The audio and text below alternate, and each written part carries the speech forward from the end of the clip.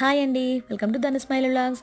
ఎంతో ఇష్టంగా తెచ్చుకుంటాం కదా స్క్రబ్బర్స్ని. ఇలా చేతులకి స్మూత్గా ఉంటాయి. అలాగే మనకి స్క్రబ్బర్స్ బాగా యూజ్ అవుతాయి కిచెన్లో గిన్నెలు వాష్ చేసుకునేటప్పుడు అని. కానీ గమ్ ఊడిపోయి అటు ఇటు ఓపెన్ అయిపోయి స్పాంజ్ కదిలిపోతూ ఉంటుంది. అలాంటప్పుడు వీటిని చూస్తే చాలా అన్ఈజీగా అనిపిస్తుంది కదా. ఇది ఏం చేయాలా, ఒక మంచి టిప్ మీకు షేర్ చేస్తాను. అలాగే మా ఛానల్ సబ్స్క్రైబ్ చేయడం మర్చిపోకండి, ఓకేనా. ఇలా స్పాంజు వేస్ట్గా ఏదో వేస్ట్ వాసన వస్తూ ఉంటుంది కదా, ఆ స్పాంజ్ని తీసేసి బయట పాడేసి స్క్రబ్బర్ని బాగా క్లీన్గా వాష్ చేసి ఎండలో బాగా ఆరనివ్వండి.